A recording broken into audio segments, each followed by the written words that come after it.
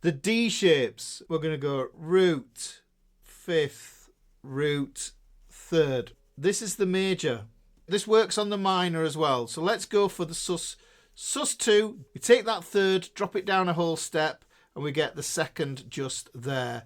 There's the root, there's the fifth, and then here's the root again. So we've got that there. So there's the sus2. Nice. And there's nothing to say. You can't mix these chord shapes up. Look, here's a nice easy way of doing it. There's the, yeah. You can do it that way.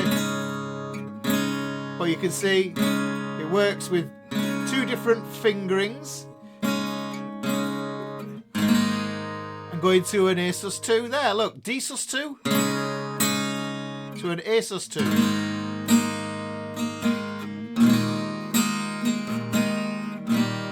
And then from an E sus4 to that E. And I'm not doing much. There's not much going on. And just to show you, and I like this is a great little exercise if you're a beginner.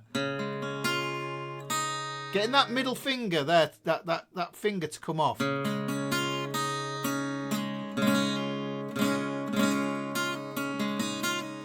pulling off on it.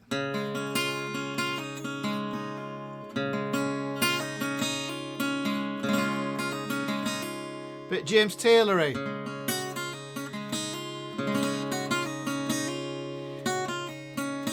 And that's all just using that thin E string. You can hear I'm putting those notes in there. Now let me do it on a minor.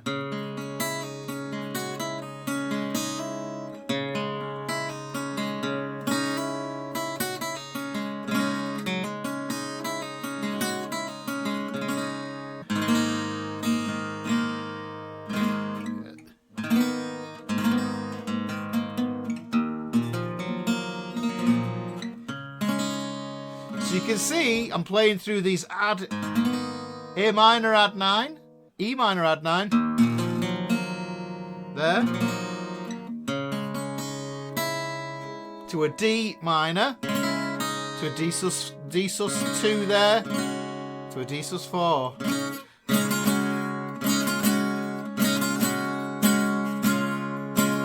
That's as much as we're going to do there with that one. But D sus 4, root 4. There we go. So look, I've got the diagram here. So there is the sus 4. We can do more with this. I'll just have to add another fret to this. So look, if I wanted to have an add 9, not a common way of playing this. There's the fifth. There's the root. Remember, the root would be here, so the 9 is going to be 2 frets higher. So I'm going to play this like this. It's an interesting chord to play. So there's my D. There's my root. Move it up to get it into a second, but because it's an add note, it becomes a 9. And it's the same voicing, you can hear it. As this.